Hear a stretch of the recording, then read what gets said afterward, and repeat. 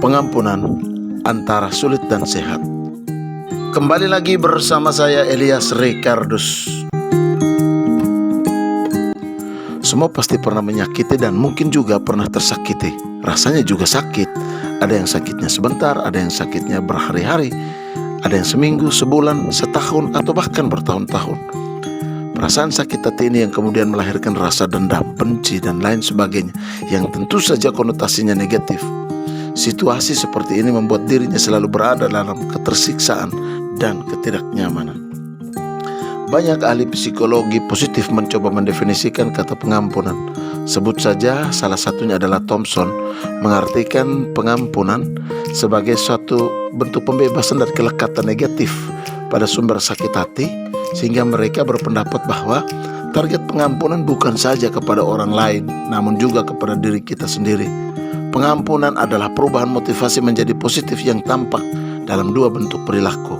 Yang pertama adalah berkurangnya keinginan untuk menjauhi orang lain yang bersalah dan keinginan untuk menyakiti atau membalas dendam terhadapnya. Yang kedua adalah munculnya keinginan untuk bertindak secara positif terhadap orang yang bersalah kepada kita. Pengampunan merupakan suatu tindakan melepaskan emosi negatif berupa rasa dendam terhadap orang atau situasi yang telah melukai kita atau yang membuat kita menderita entah secara fisik maupun secara mental. Yang kemudian menjadi pertanyaan untuk kita renungkan. Mengapa kita harus mengampuni?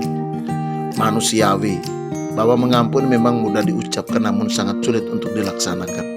Para ahli psikologi positif mengemukakan bahwa dengan mengampuni, orang-orang akan terbebas dari perasaan dendam dan marah terhadap tindakan dan pelaku kejahatan. Dengan demikian, kita akan terbebas dari peran sebagai korban, dan di saat kita telah berhasil mengampuni, kita akan berhenti dari peran sebagai korban. Padahal, menempatkan diri sebagai korban berarti membiarkan diri larut dalam penderitaan berkepanjangan, sehingga memaafkan merupakan cara yang paling tepat. Karena mengampuni bukanlah sebuah teori yang mudah dalam implementasinya. Pengampunan sesungguhnya membutuhkan kekuatan hati, pikiran, dan energi. Namun di sini saya hanya mencoba mengemukakan beberapa langkah yang dapat dilakukan ketika kita berhadapan dengan dilema antara mengampuni atau terus menyimpan dendam dengan merujuk pada tujuan yang membantu kita dalam mempermudah perasaan sulit dari mengampuni dan dampak dari mengampuni yang dapat meningkatkan kesehatan kita. Bahwa mengampuni bukanlah proses yang mudah dan singkat, namun proses memaafkan adalah proses yang berjalan perlahan dan memerlukan waktu. Louis B. Smathers dalam bukunya Forgive and Forget Healing the Hearts We Don't Deserve membagi 4 tahap memaafkan. Yang pertama adalah membalut sakit hati. Sakit hati kepada seorang yang menyakiti akan berpengaruh kepada kebahagiaan dan ketentraman hati. Kita semua tidak mengingkari itu. Oleh karena itu, sakit hati harus segera dibalut dan diobati demi kebahagiaan individu yang tersakiti. Salah satu cara untuk mengurangi rasa sakit hati adalah dengan mencoba melakukan refreshing atau mengubah cara berpikir menjadi lebih positif. Sebagai contoh, dengan berpikir realistis bahwa setiap orang termasuk diri kita dapat melakukan kesalahan. Dengan pikiran yang lebih positif, kita dapat mengurangi rasa sakit hati yang muncul. Yang kedua adalah meredakan kebencian. Kebencian sesungguhnya lebih melukai si pembenci sendiri daripada orang yang dibenci. Kebencian tidak bisa mengubah apapun menjadi lebih baik. Bahkan kebencian akan membuat banyak hal menjadi lebih buruk. Dengan berusaha memahami alasan orang lain menyakiti dan kemudian kita juga melakukan introspeksi, maka kita akan dengan mudah menerima perilaku yang menyakitkan, sehingga kebencian juga akan berkurang atau juga mungkin bahkan hilang. Yang ketiga, upaya penyembuhan diri. Sakit hati yang dipendam terlalu lama dan dalam sebenarnya menunjukkan bahwa diri kita masih rapuh dan cenderung memiliki pandangan yang negatif tentang diri.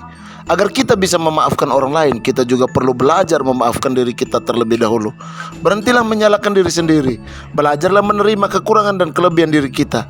Kemampuan menerima diri ini akan membuat kita lebih bisa memaafkan orang lain. Kita mengakui bahwa orang lain telah bersalah kepada kita dan berusahalah untuk melepaskan ingatan-ingatan akan kesalahan yang telah dilakukan orang tersebut. Yang keempat, berjalan bersama. Hal ini berarti ada perdamaian yang tercipta antara pembenci dan yang dibenci. Berjalan bersama setelah bermusuhan memerlukan ketulusan. Pada tahap ini kedua belah pihak merekonsiliasikan diri bahwa tidak akan ada lagi perlakuan yang menimbulkan kebencian, dan pihak yang telah mengampuni memberikan satu kepercayaan, dan ini mutlak diperlukan sehingga tidak menimbulkan imitasi dalam tindakan atau seolah-olah baik. Para sahabat, dendam menghancurkan ketenangan batin kita sehingga kebahagiaan menjauh dari hidup kita. Ketika dendam menguasai kita, bertanyalah pada diri sendiri, apakah manfaat dari dendam? Manfaatnya adalah tidak lebih dari merusak ketenangan batin kita dan orang lain.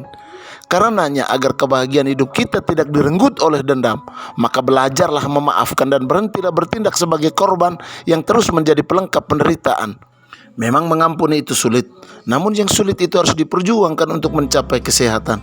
Anda yang berhak memutuskan, memaafkan berarti memilih sehat atau tinggal menetap dalam area kesulitan.